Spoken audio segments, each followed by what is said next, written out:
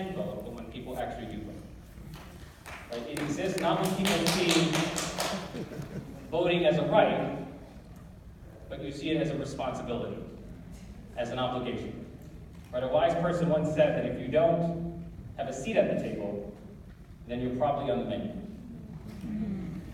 And if you're content to be on the menu, then you have no reason to vote.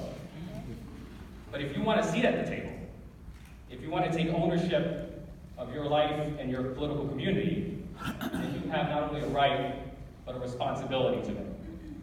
Right? Voting is not only how you get a seat at the table, it's how you hold your elected officials accountable.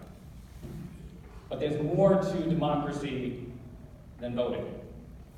Right? If you consider all the great struggles for human rights in history, whether it's the movement to abolish the transatlantic slave trade, or the movement to abolish slavery itself, or the movement for civil rights, or LGBT rights, or women's rights, all of these movements have a common theme, right? Civic engagement.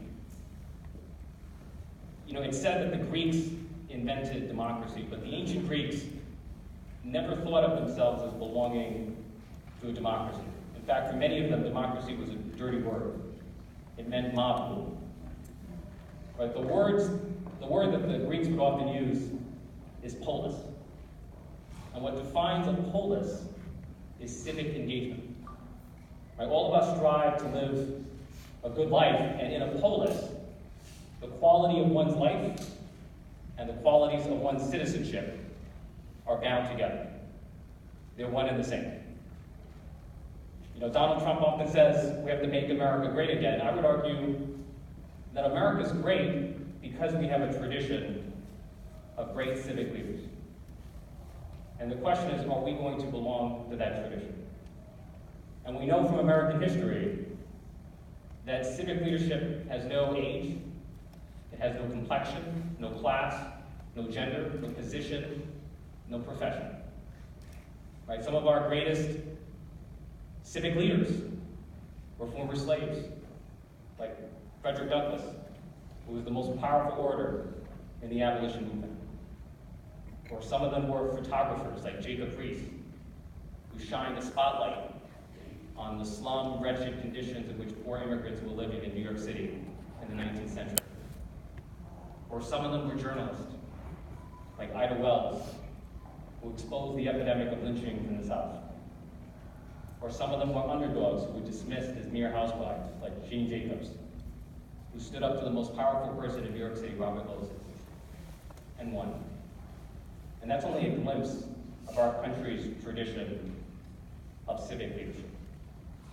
And all of us strive to live a good life. And what it means to live a good life is to leave a legacy. And the question you have to ask yourself is, what legacy will you leave behind? What impact will you have in repairing our broken world and improving the lives around you? What will you be remembered for? And for me, what defines American greatness is the constant struggle to repair what is broken and to correct what is unjust. And all of you are here because you're confident that the world can be made to be just, and you're the ones who can make it just. That's why you're here. And so my advice to you, my hope for you, is that all of us are remembered as good people and good citizens who will forge a more perfect union, who will leave behind a world that is better than the one we inherited. Right? Civic leadership. That's what you should strive for. So let's roll up our sleeves, let's get to work. Thank you.